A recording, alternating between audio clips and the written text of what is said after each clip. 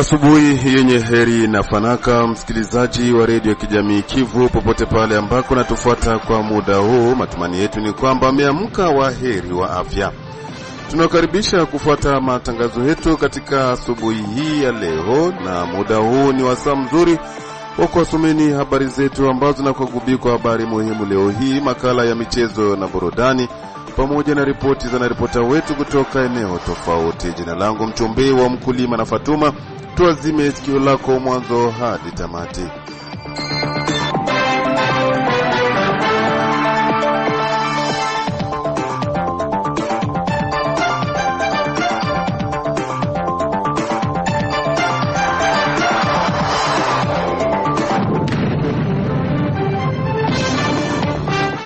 Na kama nilivyokujuza kuwa uchambuzi wetu wa habari unakuwa kigubiko na habari muhimu leo hii, Jean Makelele Ikala Jaden anatusomea habari muhimu. Na asante sana mwenzangu Mchombe wa Mkulima na Fatuma. Leo katika habari muhimu tuanzie na hapa mjini Baraka ambako umefunguliwa rasmi mwaka wa chuo wa 2025-2026 katika chuo kikuu cha Kiganga mjini Baraka, Eastern Baraka kwa ufupi, Ijumaa ya tarehe 24 Oktoba mwaka wa 2025, ambako viongozi wa chuo hicho pamoja na wanachuo wapya na wale wa zamani walihudhuria kwenye sherehe hizo. Na huko Kamvimvira ni kwamba wazalendo wawili wamefariki na askari moja wa FRDC pia kufariki. Hayo ndiyo matokeo ya ufyatulianaji wa risasi kati ya baadhi ya askari jeshi wa taifa FRDC dhidi ya position moja ya wazalendo pa Kamvimvira siku ya 5 hiyo pa Uvira. Na huko Moba ni kwamba kijana mmoja kufyatuliwa risasi, mama mmoja kujeruhiwa na pasta mmoja kuingiliwa na majambazi. Hayo ndiyo matokeo ya vitendo vya uvamizi vilivyofanyika katika vijiji mbalimbali tarafani Moba jimboni Tanganyika. Utakwenda kusikiliza ripoti ya mwenzetu Isdore Kashulwe ambayo utakwenda kukueleza mengi mpenzi msikilizaji. Na Mchombe wa Mkulima na Fatuma, hapo ndipo naweka nukta kwenye habari muhimu katika asubuhi ya leo. Naam, asante mwenzangu Jean Makelele Ikala Jaden kwa habari muhimu. Wacha sasa tuingie kwa undani wa habari zetu asubuhi hii. Imezinduliwa rasmi kazi za ujenzi wa barabara za mitaa ya mji wa Baraka kupitia taxe conventionnelle siku ya Ijumaa hii ya tarehe 24 Oktoba 2025 mjini humu na emea kwa muda wa mji wa Baraka. Mwenzetu Sudi wa Sudi Volontaire ameshiriki pia kwenye harakati hizo, na hapa ni ripoti yake.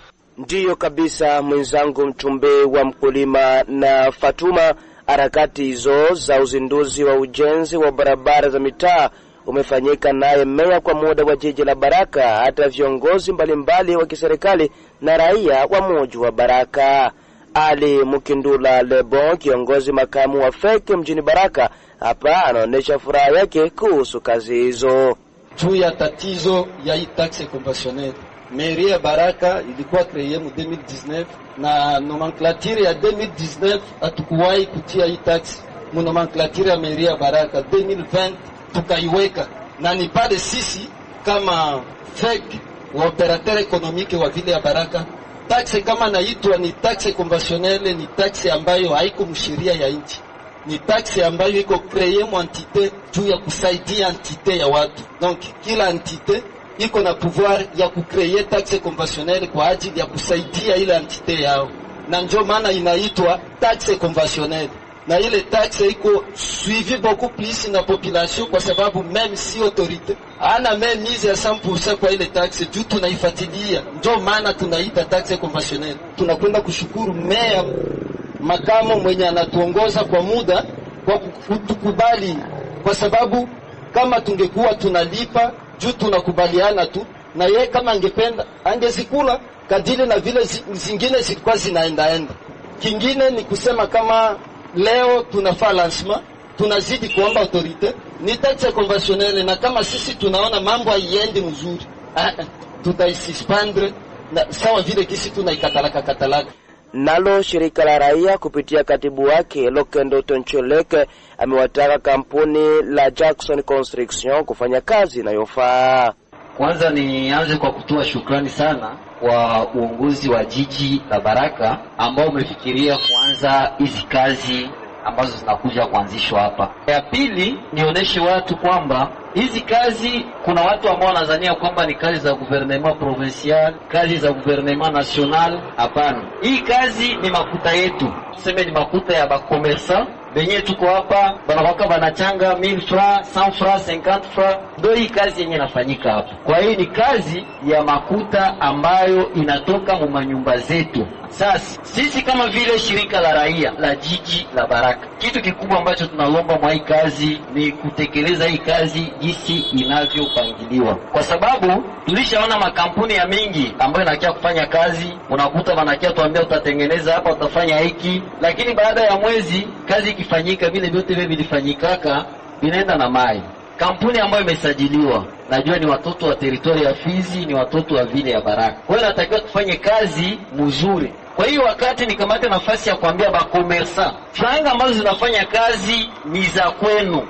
Mwishowe, meya kwa muda wa mji wa Baraka ameomba kwa wafanyabiashara kuendelea kulipa tozo hizo ili kuboresha mji wa Baraka. Tutafanya barabara zote mbili. Ya antene ya Airtel na hapa ku iBus.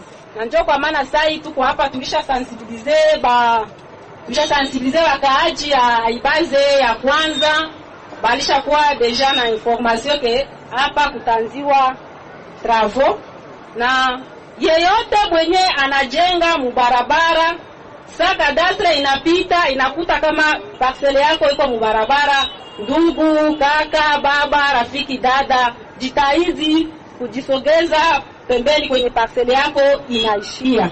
Juu usichunge serikali yanze fika kubomola, hapo napaswa kulipa amande selo lwa ya Kongo.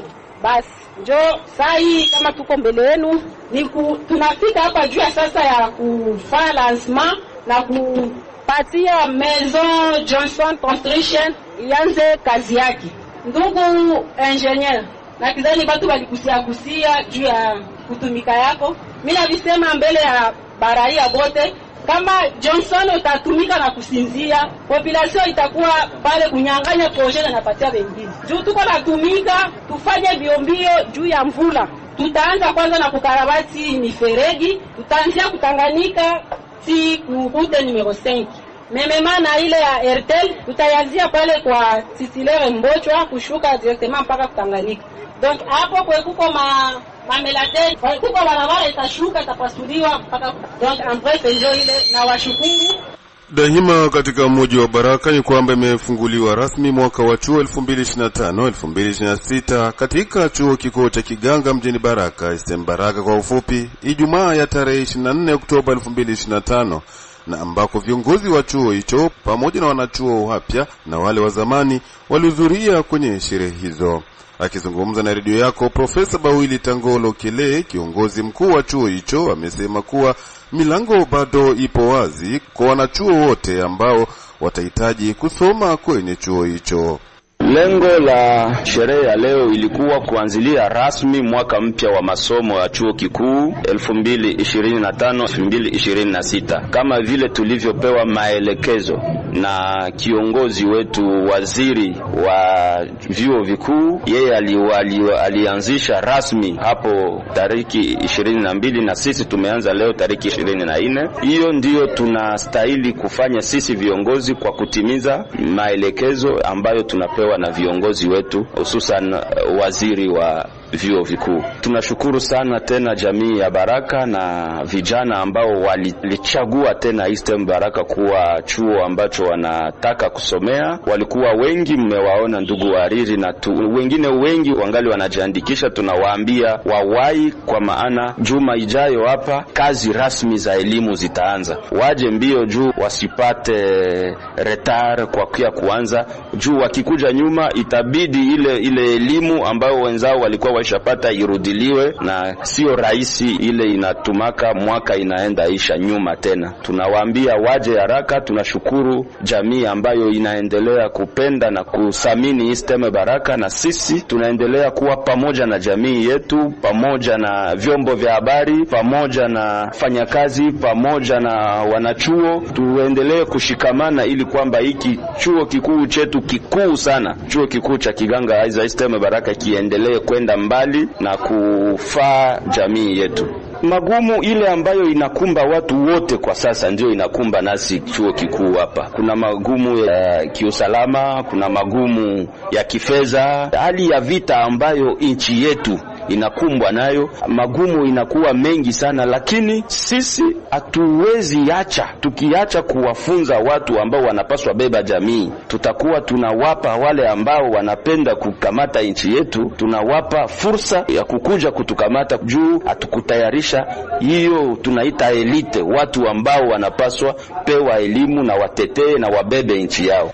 Na alipoulizwa ikiwa mwaka huu wanachuo watalipa kulingana na bei ya dola ya sasa ima hile ya zamani, Bawili Lokele Tango amejibu yafuatayo. Hiyo ni hali ya kiuchumi, sio hali ya sisi chuo kikuu kuongelea. Hiyo ni mambo ambao wakuu viongozi wa nchi wakishatamka neno, sisi hatuna la kusema. Na tunasubiri kila mwaka waziri wetu anasaini hiyo chombo ambayo tunaita instruction academique. Tunasubiri kwenye siku chache hapa instruction academique itatoka, na hapo ndio tutapewa maelekezo gisi wanachuo wanapaswa lipa. To inakuwa ile yenye serikali inasema njoo to yenye watu wote wanapaswa wafata. Hakuna tu ya chuo kikuu, hapana. Sisi ni chuo kikuu cha serikali na hatupaswi kwenda kando na maelekezo ile ambayo wala decision zile ambazo viongozi wa nchi wanatoa. Kwa dada zetu, mama zetu ambao kwa leo wana vyeti vya serikali wala diplome d'etat, tunaambia chuo chao kikuu cha Kiganga kiko hapa, waje. Sio wakati tena ya mabinti zetu, wa mama zetu, wa dada zetu wabaki nje, wao wasipate elimu. Ni watu muhimu sana kwa jamii yetu na tunafurahia sana hususan kazi hii ya Kiganga. Wadada, ukiwaona wadada na wamama kwenye kazi ya Kiganga, hadi sisi tukikwenda kutunzwa tunafurahia. Donc tunawaita wadada wa mama waje wajiandikishe, jamaa zetu ziwatume wadada, watoto wetu wa kike waje wasome wengi kazi hii.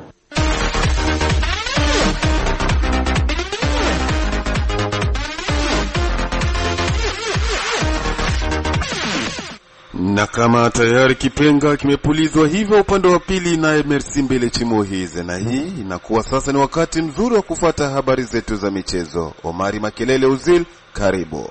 Barabara kabisa mwenzangu mchumbe wa mkulima na Fatuma. Leo katika habari za michezo mgongoni navalia namba 7 ya mchezaji Thomas Rosiski wa zamani wa klabu ya Arsenal The Gunners. Tuanzie na habari za hapa katika mji wa Baraka. Ni kwamba kuliweza kupigwa mechi ya tournament ya makata katika hatua ya robo finali ambayo iliweza kutimua vumbi katika uwanja wa Lumumba, ambako kata la Matata waliweza kuwatambia kata la Kalinganor mabao 2-1, na hivyo kata la Matata kufanikiwa kutinga katika hatua ya finali. Vile vile mchana wa siku ya Jumamosi ya tarehe 25 kutapigwa mechi ya kirafiki katika uwanja wa Lumumba, ambako itakuwa klabu ya CS Vijana Prestige ambao watakata mzizi wa fiti na zidi ya Presqu'île Dobwari. Mechi ya kirafiki ambayo inaandaliwa na uongozi wa eneo la michezo la Baraka za Cercle de Football de Baraka. Kule katika kata la Mwandiga ya pili ni kwamba klabu ya FC Rene Itongwa kutoka Mwandiga ya 3 pale watacheza mechi ya kirafiki zidi ya klabu moja wapo ya daraja la pili pale katika kata la Mwandiga. Ni hivyo klabu hiyo ya FC Rene Itongwa ni klabu mpya ambayo inakuja kuinua vipaji vya vijana wa Baraka na wale wa Mwandiga ya 3 kwa ujumla. Takubuta Kipamparira ni mwenyekiti wa klabu hiyo, anaeleza kuhusu kuundwa kwa klabu hiyo wakati wao ni wazalendo wanaokuwa na jukumu la kulinda raia na mali yake. Kadiri vile ambavyo navyoongea kwamba tunakuja kwa kila kitu. Sporo, maendeleo iko ndani ya sporo na mengineyo tu katika maendeleo pamoja na security, vyote tunanglobe na inatakiwa tuchangie, tuinue kwetu mkila jambo. Sporo, uzalendo ni kutetelea nchi. Katika kutetelea nchi mna mambo mengi, mna vipengele vingi. Hivi ilishacheza mache 2. Machi ya kwanza FC Rene Itongwa ilicheza na watu wa Katanga, ikapiga goli 3-2. Machi ya pili FC Rene Itongwa ilicheza dimanche semaine passée hapa, ikacheza na watu wa Kimanga, ikapiga goli 3-0. Samedi itacheza na watu wa Mwandiga ya pili, tunasubiria matokeo. Na wachezaji wa FC Rene Itongwa ni wakina nani na wanatoka wapi? Wachezaji wa FC Rene Itongwa ni watoto wa Mwandiga ya 3, ambapo waliofurahiwa na jina la Reni Tongwa na wakafurahiwa na mitumikio ya jeshi ya Reni Tongwa na wakafurahiwa kwa nkadrema ambapo watu wa Reni Tongwa wanakwenda kuwasamanisha katika mwandiki ya 3.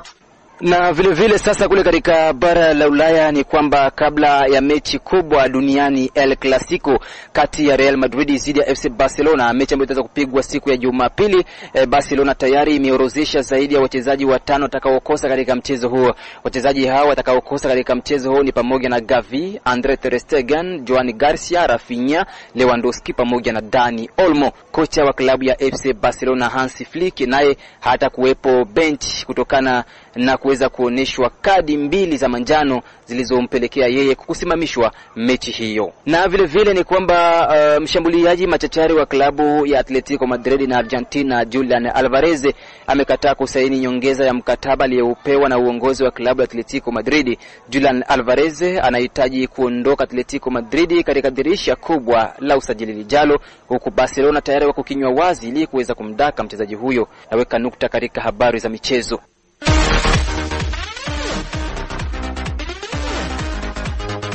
Asante mwenzangu Omari Makelele Ozil. Mechi kati ya Matata dhidi ya Kalinganor ilikuwa ni mechi ya nusu finali. Msikilizaji, kama ndo bado umekuja kujiunga nasi asubuhi hii, unaendelea kufuata uchambuzi wetu wa habari unaokujia moja kwa moja kutoka kwenye idhaa ya Kiswahili ya redio ya kijamii Kivu kwenye masafa yetu ya 93.0 FM.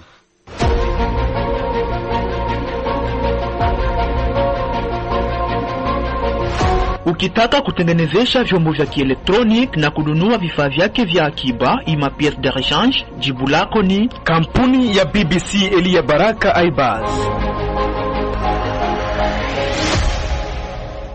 Tuangazie huko Rugezi ambako mapambano makali yameripotiwa kwa mara nyingine tena kati ya kundi la wazalendo CPLC FABB unaoongozwa naye Kamanda Ngomanzito dhidi ya AFC M23 kwenye eneo za Rugezi siku ya Ijumaa ya wiki tunayo tarafani Fizi.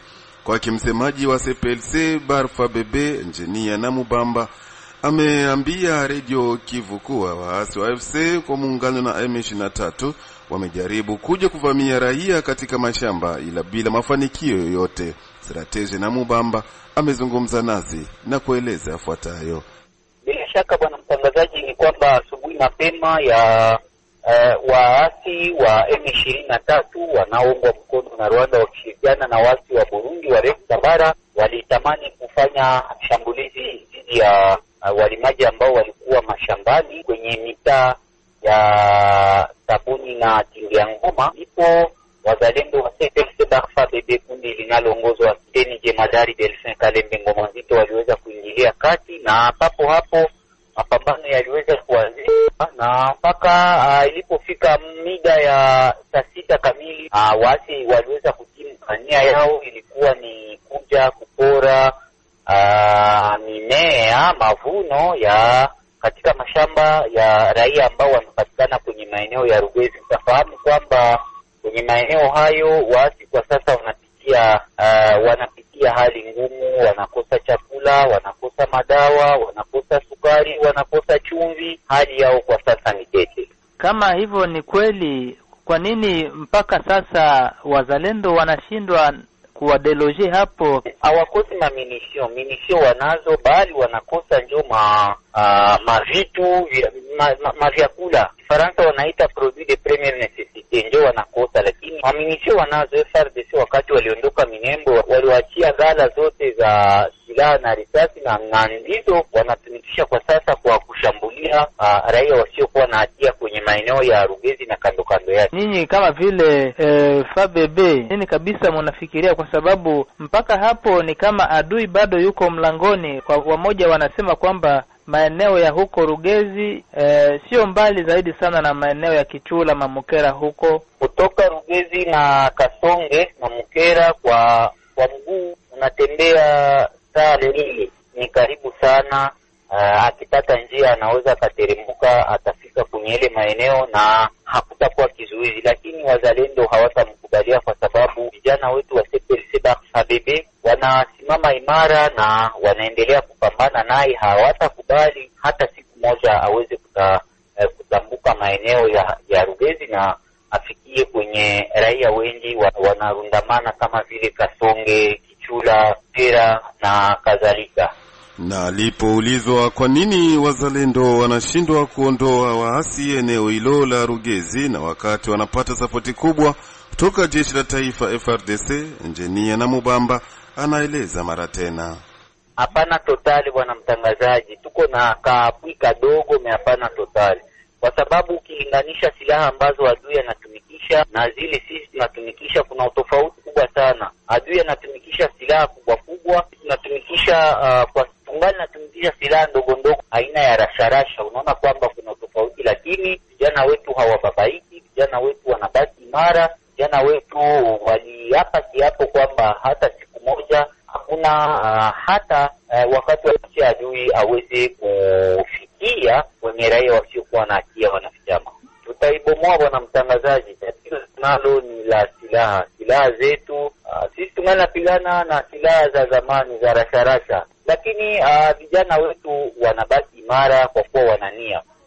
Adui nitakwambia kama adui na lengo ya kuweza kutamuka hata Rugezi afikie Misisi, kwa sababu lengo yake ni kuchukua maeneo yote ambayo kuna chimbwa madini. Ndio maana anarejistia hapo Rugezi ili kwamba ingawa wazalendo watakuwa wanalala kidogo, apate fursa ya kuweza kutambuka hiyo maeneo na afikie jukumu lake, lakini ataondolewa tu kwa nguvu ya Mungu. Nikwambie kama matokeo ya vita ya leo bwana mtangazaji ni kwamba tuliogota maiti 2 za waasi, wengine 2 waliumia, na sisi kwa upande wetu tuliweza kupata majeraha 2. Vijana wetu 2 waliweza kujeruhiwa. Kwa sasa tunapoongea nao wanapelekwa Mkera ili kwamba waweze kupata matibabu, hali yao sio mbaya zaidi. Ujumbe ni kwamba raia wote wa Kongo, raia wote wa tarafa la Fizi, raia wote wa jimbo la Kivu ya Kusini wabaki kuwa chonjo na waendelee kushirikiana na wazalendo, wakiwa na tumaini ya kwamba wazalendo pekee ndiyo wanania, na ikiwa wangepata msaada wa kutosha, nia yao ni kuweza kumfika adui na kumtupilia mbali, ili kwamba raia wasiokuwa na hatia waendelee kuendesha shughuli zao bila tatizo lolote. Tuangazie huko Uvira ni kwamba wazalendo 2 wamefariki na askari jeshi mmoja taifa FRDC pia kufariki. Hayo ndiyo matokeo ya ufyaturianaji wa risasi kati ya baadhi ya askari jeshi wa taifa FRDC zidi ya position moja wa wazalendo paka Mvimvira Ijumaa ya tarehe 24 Oktoba 2025. Udhibitisho huo ni wake Emmanuel Abedi, mratibu wa vuguvugu Machozi ya Raia, ambaye ametoa picha halisi ya mkasa huo ulivyotokea. Ni mambo nyiko yanaenda kuripotiwa mara kwa mara zaidi mkomeni ya Kavimvira.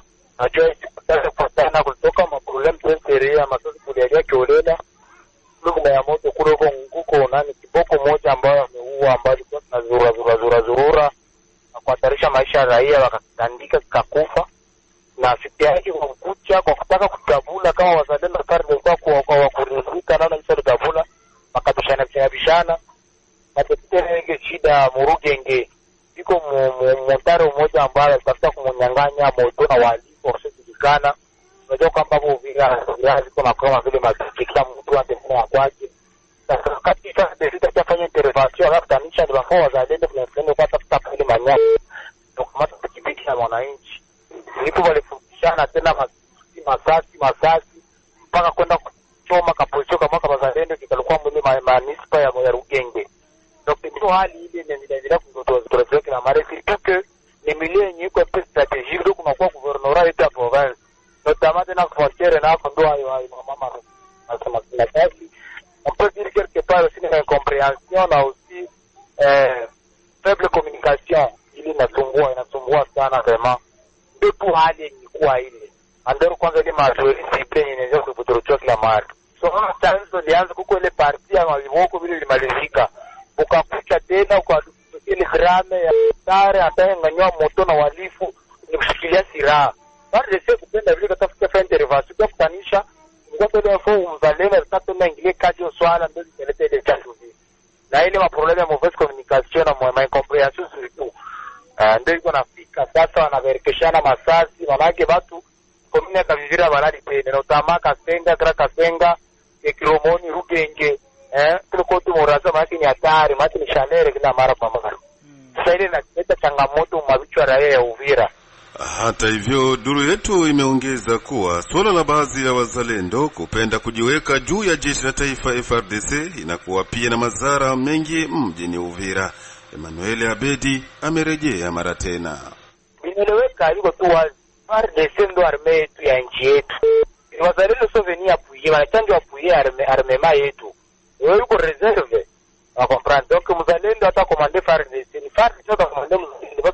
FARDC ndo arme ya pays ko rade de na ba regire donc kama ya de telle faiblesse pareil ça comme autorité de l'état je mkono wake mkono autorité de l'état na kwa tellement fait donc à notre niveau tunapenda ndo serikali kamati atue kamati bitomé kamati de blague parce que n'importe quand vraiment dans on attend watu wote tena kugumuka humu hadi kwa sasa yenye kujaribisha kila mara nawaza na l'espace aussi ya kurenir les bases kwamba kufanyika tension entre les commandants wazalendo les généraux na ba généraux betu ba FARDC bafanye kongamano fulani pour faire donc kwa muhimu hadi yenye itaishimisha hata pour nous aussi hata bakteria masusuile vina nous fait mal au cœur ya watu niko sensible kufanyisha security tena ndio kwa kwanza kucreate cause na trouble surtout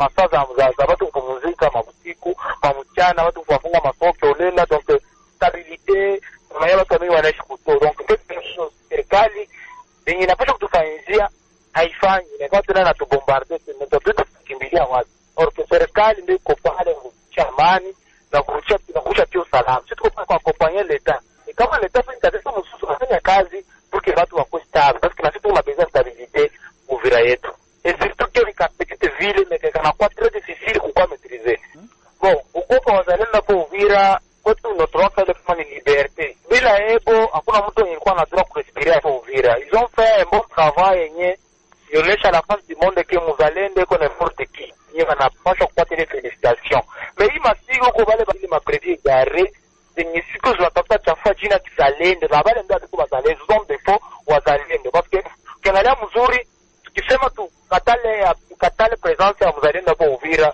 c'est-à-dire n'importe quoi Uvira inaweza anguka sasa tunasema kwamba ils ont un impact positif kwetu na tunaangalia mzuri kila quartier ya Uvira kwa general na makomando na kila quartier jo kumenteni.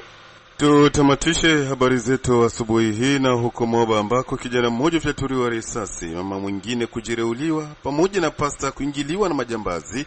Hayo ndiyo matokeo ya vitendo vya uvamizi vinavyofanyika katika vijiji mbalimbali tarafani Moba jimboni Tanganyika. Ripoti ya mwenzetu Isidoro Kashulu yaangazia zaidi. Tarafani Moba watu watatu wamenusurika kifo. Wawili wanalazwa hospitalini kwa ajili ya matibabu husika. Hatimaye watu hao wawili wanalazwa hospitalini kwa ajili ya matibabu husika. Kijana mmoja anayekadiriwa zaidi ya miaka 20 ni mwanga wa risasi aliyofuatiliwa na wanajeshi wa serikali FARDC. Na mmoja amejeruhiwa vikali kwa mapanga na watu bado kushikwa. Hayo kwa mujibu wa askari wa tarafa ya Moba baada ya kupita kwa uchunguzi wa wanga hao hospitalini wanakulaza kwa ajili ya matibabu. Kafa Kingo Victoria pia amethibitisha kama pasta mmoja ameingiliwa na wajambazi watatu walikuwa na silaha katika kijiji cha Kansamba kilicho karibu kilomita 8 kusini mwa kitongoji cha Kirungu. Juzi kuchia jana ni maeneo ya Elia ambayo mama moja amekatwa na mipanga kichwani na yule mama anaendelea katika hospitali. Tulipofuatilia tunaona kama ni ile wanaitaka mkifaransa règlement de compte. Sababu ule mama alitaka kuuawa mwezi wa 6, mtu mmoja alikuja kumchomea ndani ya nyumba. Ni ya pili ni hii tunatoka Mkono. Yaani jana upande wa 2021 tulisikia masasi nalia. Hapo tukajiuliza ni nini. Nikamuita kanali mkuu wa bataillon wa Moba, mwambia kama nasikia masasi nalia, haikuwa mbali sana na makao yangu. Na yeye akaita maskari wengine wakapanda kwa haraka wakaja wakakuta kama ni askari mmoja ambaye alikuwa mlevi, na huyo askari hata mbele ya maskari wenzake alitaka kufyatua risasi. Memu akasaidia, wakamshika, na askari yule hapa sasa yupo katika gereza. Na hapa tupo kwenye hospitali, tunaona ile sasi iliyolia ilipata kijana moja ambaye ni dereva wa pikipiki aliyekutwa mara fulani akisimama. Kisa kingine tunasikia asubuhi ni maeneo ya Kansamba ambao watu watatu wenye kuchukua visu waliingilia mchungaji wa kanisa fulani sitajitaja ili na walikuwa wakimlomba fedha. Bahati yake alikimbia, wakaingia ndani ya nyumba, wakakunguta vitu vyote, wakapata na wakaenda na fedha yapata 130. Kwa wakati huo Daktari tarafa ya Moba ameitisha raia kwa makini hasa kwa wakati huu unaelekea mwishoni mwa mwaka. Tutaomba kwa wakaji wa Moba ni kusema mbele wale mkuzisha vileo. Askari unapomuona na silaha yake mkononi, anakuomba pombe, au ananunua ya kwanza ya pili, ifo kujua kama silaha nayo ni hasara. Tusiwapatie vileo vikali mno, na wakati ule usiku, wakati wao na masila ni katika ulevi ambapo mambo mengi yanapatikana. Sio tu kwa askari, hata mtu raia kama analewa sana anaanza kutenda vitendo visho kwa na maana. Mtajua wapashaji wa habari kama si zamani sana hapa Moba mlisema kama mtu ameiba maiti. Tulifuatilia yule mtu alikuwa mlevi sana, ndio maana alienda akagusa na maiti ya watu. Vile tunaelekea mwisho wa mwaka kwa wakaji wa Moba, kila mara mwisho wa mwaka kuna kuwaka mambo mengi mabaya. Na waomba vijana wakubwa kuwa makini sana. Kama tunaona watu wasiojulikana vizuri, tumpashe serikali ili serikali afuatilie ajue ni wanani na wafana gani. Viongozi wa tarafa na baki wamekusudia kwa ajili ya ulinzi wa raia na mali yake. Amebaina Daktari wa tarafa ya Moba ambaye amealika raia kuboresha uhusiano na viongozi wa serikali ili kuimarisha ulinzi.